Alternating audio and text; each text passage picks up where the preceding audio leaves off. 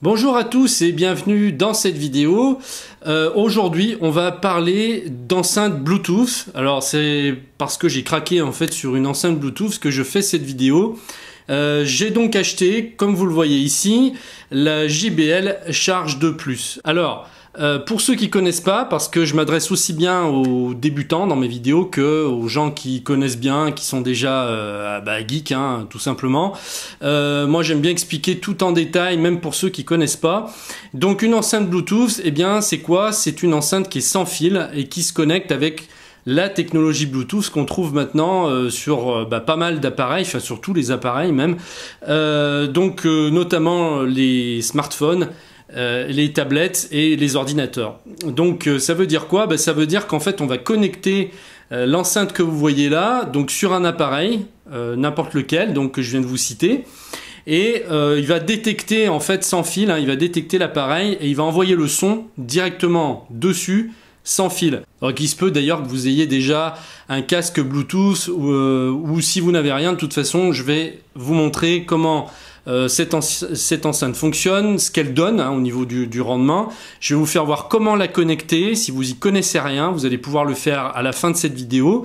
Donc allons-y. Alors pour la petite histoire, j'ai déjà déballé l'enceinte pour aller plus vite. Je fais pas trop de déballage de carton, d'unboxing, parce que tout simplement je préfère tester le matériel avant, m'en être déjà servi pour vous en parler le mieux possible. Sinon je vais pas pouvoir. Bon, donc voilà. Alors elle est déjà déballée, je l'ai déjà utilisée. Qu'est-ce qu'on trouve dans le carton, à part la notice, que je ne vais pas vous montrer ici? Eh bien l'enceinte, bien sûr, mais aussi son câble pour la charger. Alors, c'est une enceinte qui se charge, c'est-à-dire qu'on n'est pas obligé de la brancher pour la faire fonctionner. Vous allez pouvoir la faire marcher sans fil. Elle a une très très bonne autonomie. Donc selon le constructeur, donc on arrive jusqu'à 12 heures d'autonomie. Je l'ai testé, je l'ai pas chargé pleinement parce qu'en fait je suis parti ce week-end et pour tout vous dire, je l'ai embarqué dans ma voiture. Donc je l'ai chargé même pas à la moitié en fait quand je suis parti et elle a tenu facilement 4 heures. Apparemment c'est vrai, hein, il y a bien les 12 heures d'autonomie qu'on nous donne ici. Donc ça c'est un très bon point parce que par rapport à bon nombre d'enceintes Bluetooth, elle est supérieure, c'est-à-dire qu'il y a je crois que c'est celle qui est en dessous, c'est la Flip 2 qui je crois arrive seulement à 4 heures d'autonomie. Donc là on a quasiment 3 fois plus d'autonomie sur cette enceinte. Alors je vous disais, moi en fait je l'ai prise pour la voiture, je l'ai acheté un peu pour ça en fait, pour remplacer mon autoradio parce que j'en ai ras-le-bol en fait des CD. Maintenant moi je suis vraiment dans l'optique efficacité et tout ce que je peux dématérialiser, je dématérialise. Donc en fait j'avais des CD dans la voiture que j'avais gravés, mais le problème c'est que voilà, on tourne en rond, on a toujours les mêmes CD. Et plutôt que de graver des CD à chaque fois, puis les ranger dans des pochettes et puis pas savoir, pas s'y retrouver quoi, je me suis dit pourquoi pas directement envoyer sur le son de mon smartphone sur une enceinte pour plus avoir de CD. Comme ça au moins j'ai tout le choix que je veux puisqu'en plus j'ai un abonnement en streaming. Alors comme ça dans la voiture je peux écouter directement tout ce que je veux puisque je suis connecté en 3G, en 4G même sur mon abonnement streaming et j'envoie tout ça sur l'enceinte, donc plus besoin d'autoradio, plus besoin de CD. Alors vous allez me dire c'est petit. Oui, c'est effectivement petit. Et quel est le son par rapport à cette petite taille? Souvent on est assez surpris, c'est-à-dire que maintenant on est arrivé à maîtriser une technologie. Vous savez, c'est Bose au départ qui avait commencé, c'est un peu les leaders en fait dans le domaine, c'est-à-dire que Bose avait cette particularité de faire des très petites enceintes très puissantes. Et Bose existe depuis très longtemps. Moi, quand j'avais 15 ans, il y avait déjà toutes ces petites enceintes qui existaient. À l'époque, ça se branchait pas sur l'informatique, ça se mettait sur une chaîne Hi-Fi, mais qui étaient très petites. Hein, on avait deux satellites, hein, ce qu'on appelle les satellites, donc les deux petites enceintes, plus un caisson de basse à part. Et ça existait déjà depuis au moins 25 ans minimum. Et on a, c'est bluffant parce que par rapport à la taille, on a un son qui est assez ample, qui a pas mal de basses, parce que souvent les enceintes quand elles sont petites, elles manquent de basses. Et bah, aujourd'hui, bon, bah, toutes les marques d'enceintes ont copié un peu sur le système de Bose et sont arrivées à donner à peu près la même chose. Moi, j'ai comparé d'ailleurs la Bose SoundLink 2 avec celle-ci. Les deux sont différentes, c'est-à-dire que je préfère pas l'une ou l'autre. Je vous dirais que la Bose donne un peu plus dans les graves, mais celle-ci a un peu moins de graves, mais me paraît avoir un son plus équilibré, c'est-à-dire qu'on a pas mal de médiums, mais on a un son qui me paraît plus clair, avec un peu moins de basse, voilà. Et c'est JBL, hein, donc JBL, c'est une super marque d'enceinte, c'est vraiment audiophile, quoi, hein, y a pas de souci. Ce qu'il faut après, c'est savoir si on veut vraiment une vraie chaîne hi-fi avec des vraies enceintes, colonne ou en bois pour avoir un son magnifique, puisque maintenant on a une paire d'enceintes colonne pour 500 ou 600 euros d'une grande marque, hein. On peut taper dans le JBL, dans le JM Lab, vous allez avoir vraiment un son qui n'aura rien à voir avec ça, on est bien d'accord, mais bon, ça coûte, là je l'ai payé 129 euros. Étant donné que la charge 3 est sortie, puisque là c'est la charge 2+, donc bah, le prix a diminué pour celle-ci et je crois qu'elle a été au départ à 170 euros, me semble-t-il. Donc là, on est déjà à 50 euros en dessous. Donc pour 129 euros, ça vaut vraiment le coup. Donc est-ce que c'est suffisant pour écouter la musique chez soi? Je dirais tout dépend de vos attentes. Il y a des gens pour qui ça va suffire, qui sont pas super exigeants. Ça va suffire. Et puis d'autres qui vont trouver que peut-être c'est un peu juste. Mais malgré tout, si on la met, d'ailleurs on va faire la démonstration tout à l'heure, hein, je vais vous faire voir ça. Si on veut simplement avoir du son sans être trop exigeant, ça peut suffire. Dans ce cas, ce que vous faites pour pas qu'elle se décharge, vous la laissez brancher sur secteur. Vous la branchez derrière, donc plutôt qu'elle soit sur batterie, et comme ça elle sera tout le temps chez vous comme une chaîne hi-fi. Et puis dès que vous en avez besoin en déplacement, eh bien vous pouvez l'embarquer avec vous en vacances, dans la voiture, n'importe où. Il suffira simplement de la laisser sur batterie. Vous la mettez sur votre tableau de bord comme ça de la voiture si vous avez un habitacle assez gros. Le mien c'est le cas parce que j'ai une Picasso et donc du coup ça tient devant. Bon ça bouge un peu, mais bon voilà, elle est quand même bloquée. Donc comme ça, pas de problème, on a du son dans la voiture comme si on avait un bon autoradio. Alors pourquoi elle s'appelle Charge 2+? En fait, c'est un nom un peu bizarre, tout simplement parce que on peut recharger ces appareils dessus. C'est-à-dire que si vous avez une tablette ou un smartphone, vous pouvez recharger si vous avez plus de batterie. Elle peut servir de batterie de secours. Puisque là, il y a une bonne autonomie, vous pouvez sans problème recharger votre smartphone ou votre tablette ici en la branchant derrière et automatiquement elle va se recharger. Ça sert de batterie de secours en même temps, donc ça c'est bien vu. On a également une entrée auxiliaire pour brancher directement sans utiliser le Bluetooth. Donc là, vous allez brancher c'est comme une prise casque si vous voulez, hein, voilà, c'est une entrée jack. Vous allez ici relier votre source de jack à jack, ce qui fait que vous aurez une connexion qui sera filaire au lieu de l'avoir en Bluetooth. Si vous avez des problèmes avec le Bluetooth ou si ça se déconnecte ou quoi. Moi j'ai testé, ça marche très bien, j'ai pas eu de déconnexion, simplement ça venait du streaming parce que en voiture quand on part loin, qu'on est sur l'autoroute, il y a des moments, il y a des endroits bien sûr où on capte pas bien comme il faut la 3G. Et donc c'est le streaming qui se coupe, mais c'est pas le Bluetooth. Le Bluetooth, j'ai eu aucune coupure. Voilà. Alors, il faut savoir que dès que vous allez l'acheter, il va falloir la charger d'abord avant de la mettre en marche. Et donc l'autre jour, ce qui s'est passé, c'est que quand je l'ai déballé, j'ai tout de suite essayé, enfin je l'ai branché sur secteur, et j'ai tout de suite voulu l'essayer, et je pensais qu'elle allait marcher en fait. Du moment que je l'avais branché sur secteur, je me suis dit c'est bon, pas de problème, elle va marcher tout de suite. Donc je la mets sur on, je mets le Bluetooth, tout marche bien, elle se connecte en Bluetooth sur le smartphone. Et puis il y avait rien, il y avait aucun son. Donc je me suis dit tiens, qu'est-ce qui se passe? Voilà, pendant un quart d'heure, j'ai regardé un peu dans tous les sens, j'ai dit il y a un problème. Et puis finalement non, pas du tout. En fait, j'ai eu une intuition et je me suis dit si ça se trouve, il faut qu'elle soit un minimum chargée quand même pour que ça marche. Donc ne soyez pas surpris. Si vous l'achetez, chargez-la d'abord. En fait, vous avez ici 5 petits voyants donc, qui sont là.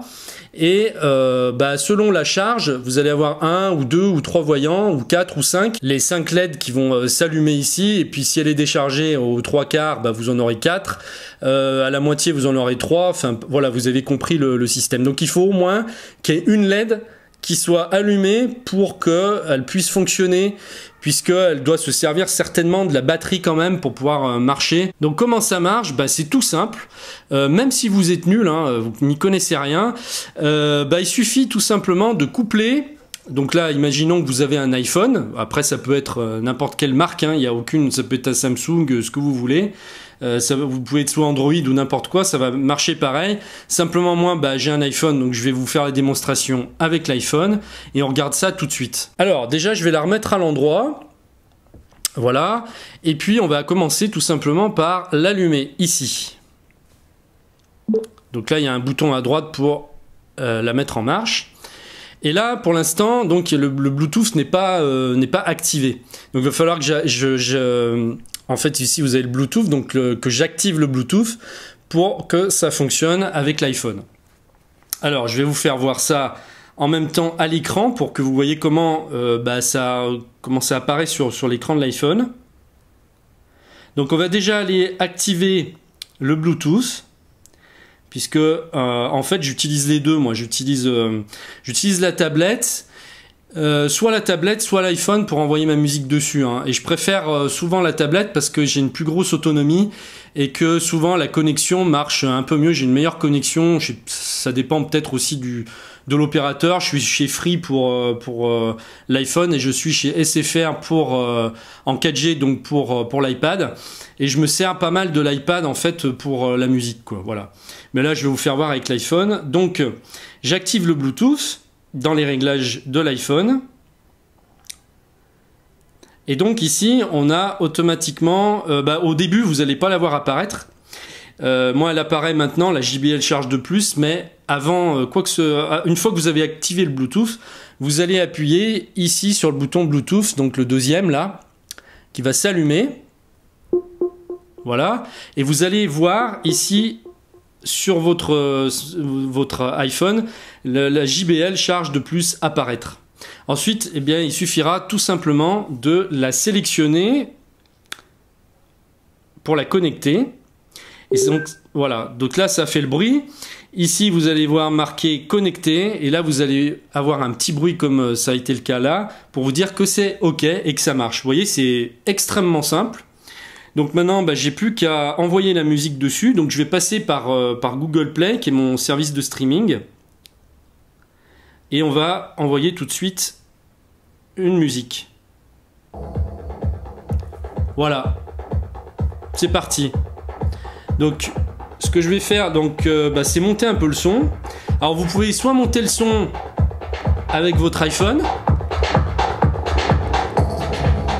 soit le faire avec l'enceinte, ça revient au même. Vous avez un plus et un moins ici pour régler le son. Donc voilà, je fais moins et automatiquement ça va descendre en même temps le volume sur le smartphone. Là j'augmente, ça va augmenter le volume sur le smartphone, donc peu importe comment vous faites, vous pouvez le faire soit là, soit là. Alors je vais placer mon micro, bon je sais pas si vous m'entendez bien là. Mettre sur pause. Je vais arrêter, je vais placer le micro devant l'enceinte pour que vous voyez à peu près le son que ça peut avoir. Là j'ai un très bon micro, donc normalement vous devriez avoir un bon rendu. Voilà, on va faire comme ça.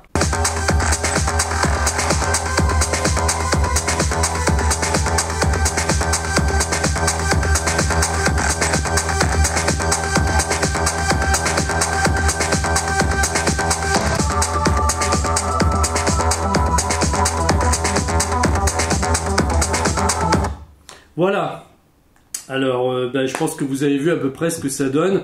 Donc là, quand on est en volume maximum, j'ai pas fait en volume maximum, mais ça fait quand même un son qui est largement suffisant pour une pièce normale. Honnêtement, comme je vous disais tout à l'heure, si vous ne cherchez pas la qualité suprême, ça peut suffire largement pour profiter de votre musique. Alors par contre, ce qu'il faut, c'est sur les côtés, il faut bien faire attention de ne pas toucher ici, puisque en fait ici vous avez les basses qui sont là et en fait ça bouge sur les côtés.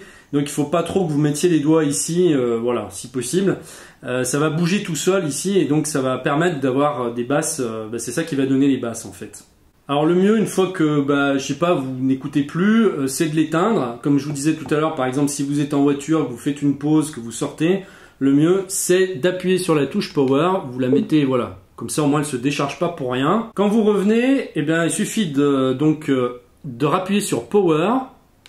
Et il va détecter automatiquement le Bluetooth sur votre iPhone s'il est activé. Ce que je vous ai fait voir tout à l'heure, vous le faites qu'une fois. Ensuite, il va reconnaître automatiquement le téléphone, donc il n'y a plus rien à faire. Là, elle est prête à marcher. Ensuite, alors quelles sont les autres options dessus? Alors vous avez la possibilité en fait d'envoyer 3 sources en même temps. Si vous avez des personnes à côté avec vous et qui veulent aussi envoyer leur musique dessus, eh bien à ce moment-là, il suffira d'appuyer sur ce bouton-là. Donc là, vous allez pouvoir envoyer jusqu'à 3 sources différentes. Hein, si j'appuie ici. Voilà, donc là, c'est comme un Bluetooth, sauf que là, il va pouvoir marcher avec 3 appareils différents, tout simplement. Ça, c'est la même chose. Alors, je viens de m'apercevoir que j'avais laissé le micro ici. Je suis désolé. Je vais le rapprocher, vous m'entendrez peut-être mieux. Bien que je pense que, bon, là, vous m'avez entendu quand même, mais voilà, c'est peut-être mieux comme ça. Pour terminer donc avec cette enceinte, vous avez donc la dernière fonction, le kit main libre. C'est-à-dire que si vous, par exemple, je vous disais, si vous êtes en voiture ou n'importe où, voilà, en déplacement, si votre téléphone sonne, vous allez pouvoir décrocher et parler directement ici. Il y a donc une icône téléphone ici, là, hein, vous appuyez dessus et comme ça vous le mettez en kit main libre tout simplement. Donc il y a des fonctions sympas. Alors qu'est-ce qu'on peut dire en conclusion sur cette enceinte? C'est une très bonne enceinte Bluetooth en tout cas, avec un très bon rapport qualité-prix. Je sais pas combien de temps elle va encore se vendre, je pense peut-être pendant un moment, mais en ce moment c'est vrai que le prix est vraiment bas. Je sais pas s'il va remonter, mais c'est vrai qu'à 129 €, ça vaut vraiment le coup, puisque on sait que la JBL Flip 2 et même Flip 3 sont quand même inférieurs en qualité de son. Hein, c'est pas les mêmes, et il y a seulement 10 € d'écart entre la Flip 2 et celle-ci, donc à 129. Donc ça vaut vraiment pas le coup de s'en priver. Vous avez quand même, c'est une plus grosse enceinte avec une plus grosse autonomie, un meilleur son. Donc là, si vous cherchiez une bonne enceinte Bluetooth pas trop chère, c'est un excellent compromis. Voilà, donc si ça vous intéresse, je vous mets le lien en dessous de la vidéo pour pouvoir la commander. Et vous avez aussi la possibilité d'acheter, ça je vous le conseille, hein, je l'ai pas encore reçu, je l'ai commandé, donc une housse spéciale qui permet de ranger l'enceinte, parce que si on la met comme ça dans un sac, c'est pas terrible, vous risquez de l'abîmer. Il vaut mieux donc prendre la housse qui coûte environ 12 € donc sur Amazon. Je vous mets le lien aussi, celle que j'ai commandée. Elle va vous permettre donc de protéger l'enceinte et de ranger, très important, de ranger ça avec. Comme ça, vous partez en vacances, vous avez tout avec vous, vous avez votre chaîne Hi-Fi avec vous. Votre chaîne Hi-Fi, ça se résume à ça et ça. Voilà, c'est tout. Et avec ça, vous faites ce que vous voulez. Dernière petite chose, elle résiste à l'eau. Alors elle n'est pas étanche, hein. J'ai pas dit ça, attention, ne la mettez pas dans l'eau, ne la mettez pas dans votre baignoire ni dans la mer. Elle est résistante simplement aux éclaboussures, donc s'il pleut ou s'il y a des éclaboussures dessus, elle est prévue pour ça. Par contre, elle n'est pas waterproof, c'est-à-dire étanche, ne jouez pas à ça. Voilà, il me semble avoir fait le tour totalement de cette enceinte. Si vous avez des questions, n'hésitez pas à me les poser dans les commentaires et je me ferai un plaisir de vous renseigner. Je vous remercie de m'avoir suivi et je vous dis à très bientôt. Au revoir.